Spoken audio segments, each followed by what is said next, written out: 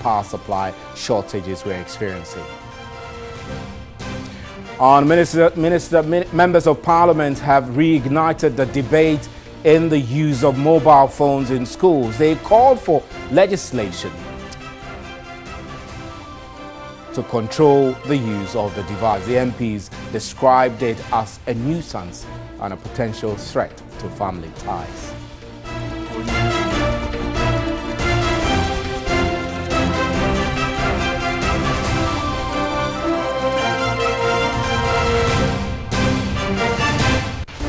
And a circuit court in Weja in the Greater Accra region has set April 15 for the commencement of prosecution of a minibus driver and his conductor who are standing trial for assaulting a police officer. The court's decision comes after the prosecutor tendered in evidence that would be used against the two.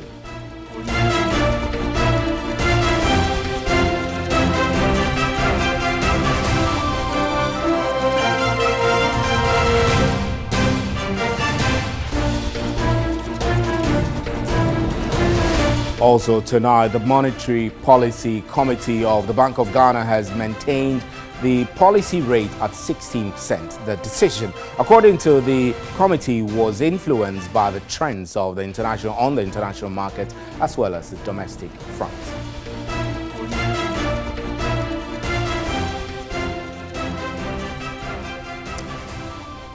So those were our major news highlights. Remember, you can hear me live on 3FM 92.7. We're also streaming on Facebook Live and on 3news.com. Up next is the big one.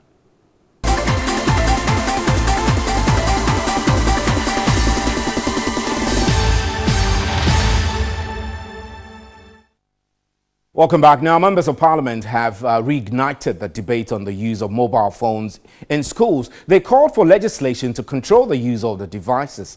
The MPs described it as a nuisance and a potential threat to family life. Komla Kluche reports. Perhaps members of Parliament, who themselves are culprits, have seen the light. Even at serious committee sittings, some MPs are often on social media. Perhaps their calls for a control mechanism must begin within. Whilst acknowledging the enormous benefits of the use of the mobile phone, truth must be told that it has the potential of seriously affecting our cohesion as a people, our family ties, and our socialization. Mr. Speaker, I believe that we can do something positive to curb this emerging trend before we are all overtaken by events. Which group? I mean, which two of the main political parties? This was the Finance Minister last week presenting the IMF report to Parliament, but his phone gave him out. Also, the people have not suddenly disappeared. Concerns by the MPs transcend just beyond the legislature to schools, most especially the basic education and second cycle level. The dangers the use of mobile phones have posed on the education of school children have not been underestimated, even as there are calls to control its usage. There are many more of those positive ones that we need to encourage mobile phone users to do. But my point is just the aspect of students, non-tertiary students, Mr. Speaker. If we can control that, educate them on the use of mobile phone, we will get more positive results. But inasmuch as these concerns are rife, perhaps the MPs themselves will have to take the lead even in the Chamber of Parliament and committee sittings. Instead of using it to study, instead of using it to do research, instead of using it to maybe read books that people have put on some websites, they rather go there to watch pornographic materials. Parents are in difficult situation right now.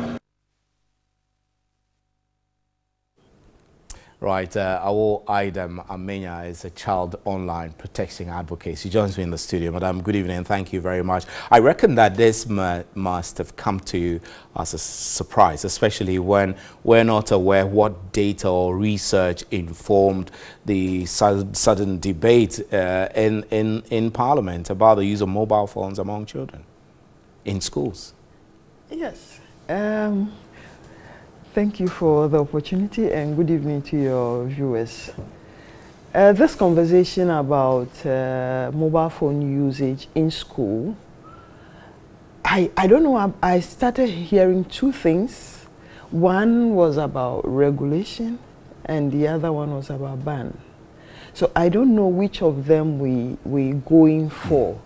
But as somebody who has been working in the space for a while now and alluding to the fact that the MPs themselves know the positive use of the device. Especially that it can be used as learning aids as exactly. well when supervised. Yes. So what I always tell people is I don't blame the children for misusing the device in any way. If you want to give your... You blame the adults for setting bad examples? I blame us for setting the bad example.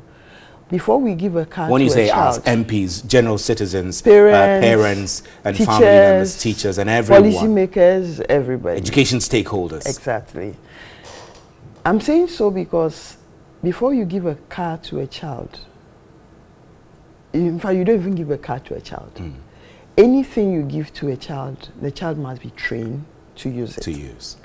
But here we are, we were here and internet was deployed. And then we see people using mobile phones. So every child wants to use mobile phone and the child is provided. So they go online, they surf for themselves. Parents don't even know what goes on in that space. But children seem to know, not know more. I don't want to say they know more because when it comes to the use of the space, just as we have the physical space, we have rules governing it. We have what we call the ethics of the space. So those ethics are built on citizenship and literacy. So just as we teach them how to write, it's important we teach them what they should look out for on the in the space. But so long as we haven't taught them that and they need to explore by themselves, they stray into things. Sometimes they don't stray into things, but pop-ups just come because that is how the space is made to operate. So we adults need to sit down, come up with a strategy as to how we'll go about it. I wouldn't go in for an outright ban because that will not be smart enough, if you ask me. The world is now going digital. Ghana has been counting its digitime. That's all there is to it. We have devices, even television sets are now picking data from us without knowing because of the machine learning and Internet of Things. So all those things are coming to us and the children are getting confused. Some of us were raised in a space where the digital space wasn't an environment for us to consider. So we had things that easy. But a situation where we have the digital space merging with the physical space and then the social space for the children, there is that confusion.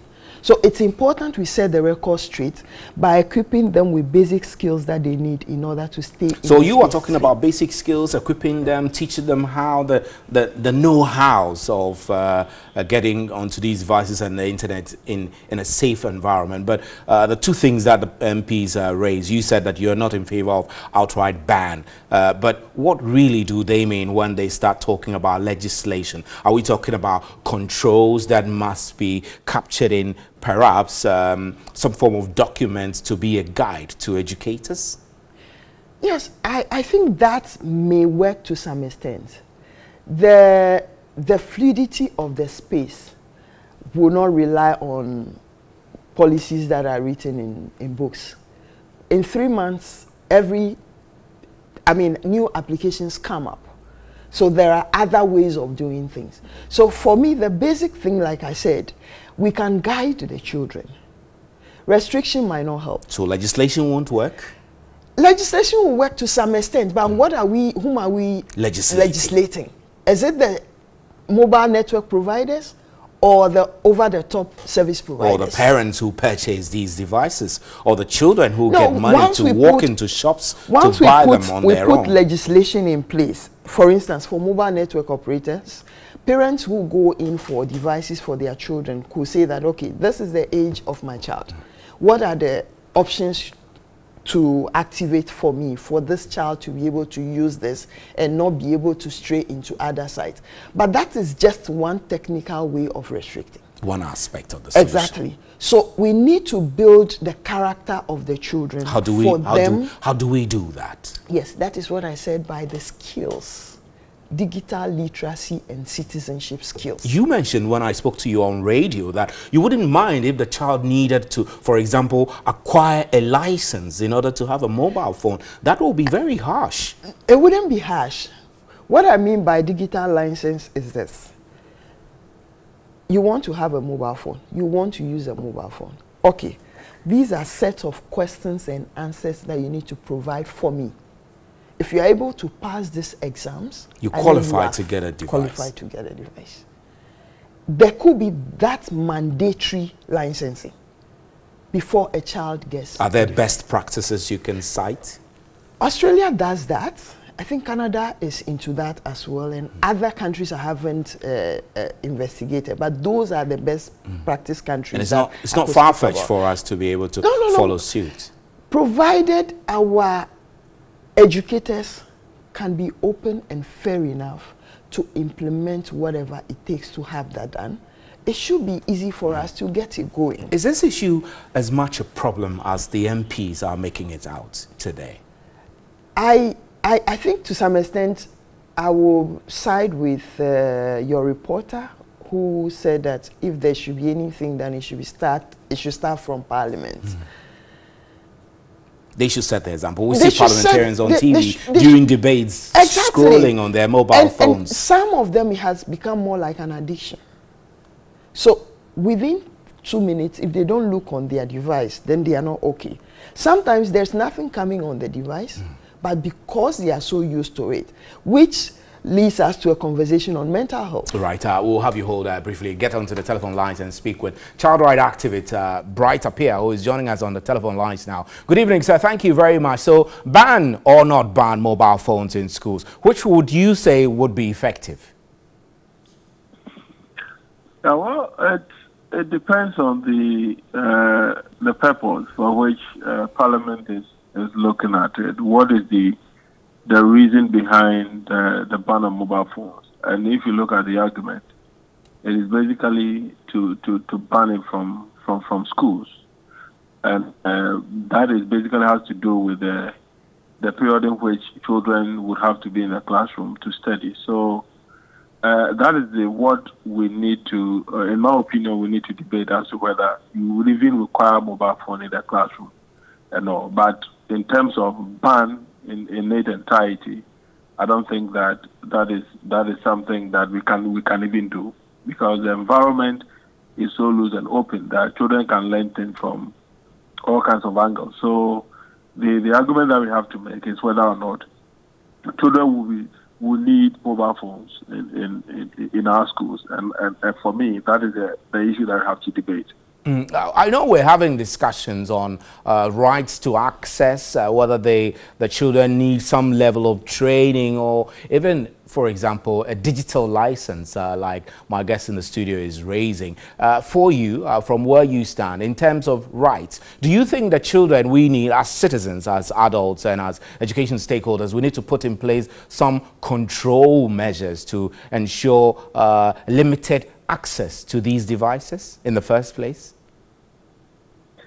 Yeah, well, no matter how you look at it, there will still be some level of limitation that we have to place on how children use mobile phones in this country. And it is not only about the device itself, but the access to information that we need to regulate, because I believe that it's not every information that children need to have access to. Therefore, the system must be responsive enough to take away certain information that will not be relevant to the welfare of children. And that, for me, is what we need to do, because you are not looking at the product, but you're also looking at the source. Because if the environment is so loose that children can have any information at all, then it's not the fault of children that they're having that information, but it is because the environment has made it possible for them to have that information. So we need to clearly look at what we can make available to our children, and what do they need and what they do not need. So on the basis of that, then we can make that argument. But in terms of the licensing, I don't know what will inform that. If you look at other countries, there's a clear issue. Even for you to have a SIM card, you need to also go to a registration process before you can have it. And if you want to have a certain type of mobile phone, you also go to a certain process to get it.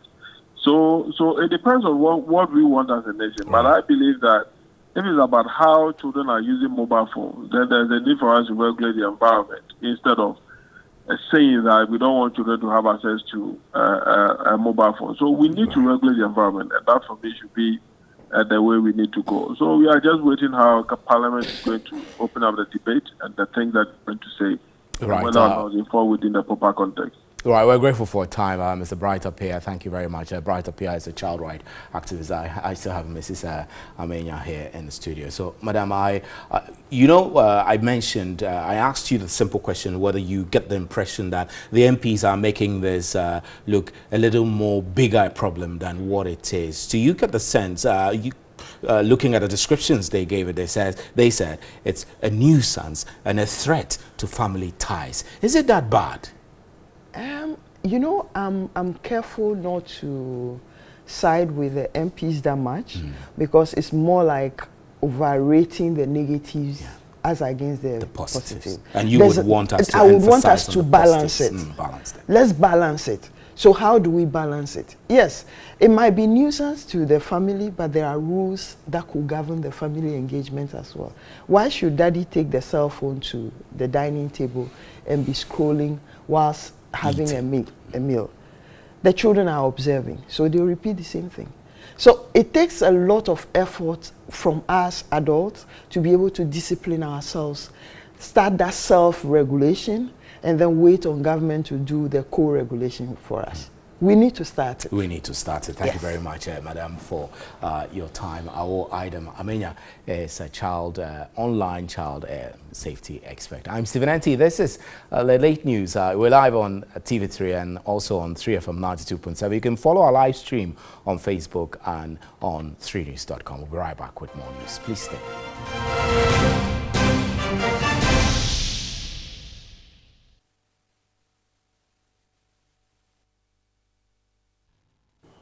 Welcome back. Now, the Wagerhead Works is on the verge of being shut down following damages to 4 of the 12 water filters. Quality Assurance Manager of the Wagerhead Works, John Subudiri, insisted pressure on the remaining 8 water filters could lead to possible closure if steps are not taken to fix the damages. Peter Kwao Adato reports.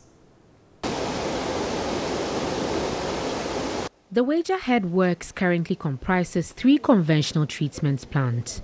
The Wagerhead Works serves Accra West and parts of the Central Region with a combined installed capacity of 60 million gallons per day. One of the 3 treatment plants, Adam Clark, with the largest installed capacity of 45 million gallons per day and installed in 1983, has developed fault with the filters. This has resulted in erratic water supply to parts of Western Accra and Central Region, as average daily production has dropped to 25 million gallons. Quality Assurance Manager of the Wagerhead Works, John Subudiri, linked challenges faced by the treatment plants to encroachment on the water lines. And when it happens like that, a lot of nutrients is being released into the water. This encourages the growth of algae in the water. So when it comes here, we have the first challenge is the chemical we use to treat. Coupled with that, it also makes our treatment plant very, very, very nasty, and every time we have to do cleaning. Member of Parliament for Wejagbawi, Tinana Ayele Mensah, expressed worry over the development and assured steps will be taken to address the challenges faced. I think we need to do more because that is our life. Without water, you cannot survive. We will also take it to the appropriate causes to ask that something is done, else we'll be rationing water here in Wejagbawi. She warned developers to desist from encroaching on the catchment area of the Weja Dam. Chief Executive Officer of Weja Municipality, Patrick Kumo, called for support in protecting the national assets. If we to encounter water shortage in Greater Accra, it will affect production, it will affect the economic activity in the Greater Accra region. This situation that we find currently is an emergency issue, and I believe the appropriate quarters or the appropriate ministries will be notified to mitigate the situation that we have at hand. Currently, the Wager Headworks is supplying a little over 30 million gallons of water per day instead of 41.5 million gallons of water per day. The erratic power supply being experienced in the country is expected to end in the next 12 days. The Ghana Gas Company Limited says by then it would have completed the process of tying in or combining the Ghana gas pipelines and that of the West African pipeline, WAPCO. The process of combining the two lines and some shutdowns have resulted in power supply shortages. There have been concerns by businesses and individuals on a seeming return of erratic power supply in the country. This is because some parts of the country have been experiencing cuts in their power supply. Government earlier assured that by March, the situation would have been controlled, but the intermittent outages continued. Some experts attributed the situation to funding challenges in the sector, but Deputy Minister of Energy in charge of power, William Oreku-Edu, disagrees. Indeed, we have enough fuel, contrary to what is being bandied, like I said earlier, about that government doesn't have money, we are mismanaging the energy sector and all that. It's absolute balderdash. We have enough fuel there, you will see for yourself. According to the Chief Executive Officer of Ghana Gas, Dr. Ben Asante, the erratic power supply will be resolved in 12 days when the joining of the Ghana Gas pipelines and that of WAPCO is completed. 10 to 12 days are needed basically for effective interconnection with the West African gas pipeline. And again, it's not just connecting two pieces of pipe. There are a lot of works that needed to be done there. And I did mention that even before you are able to weld two pieces of pipe together, so to speak, you have to make sure that your entire system is depressurized and then inerted. Inerted, of course, will mean that there is no flammable gas in the environs, because if there's an ignition source, you have the whole place blowing up. So all those will have to be done before you actually do that. With that interconnection, you can do reverse transport of the gas from the west, which is the Takoradi enclave, to the Tema enclave. And that's exciting news, that we don't have to be now subjected to the intermittency of supply that is coming from Nigeria. So I think bear with us, you know, the next 10, 12 days, I think we will be having the comfort that we all desire. And that's how we wrap up with News at 10. Thanks very much for making time on behalf of the crew. Good night. There is more news at 3news.com.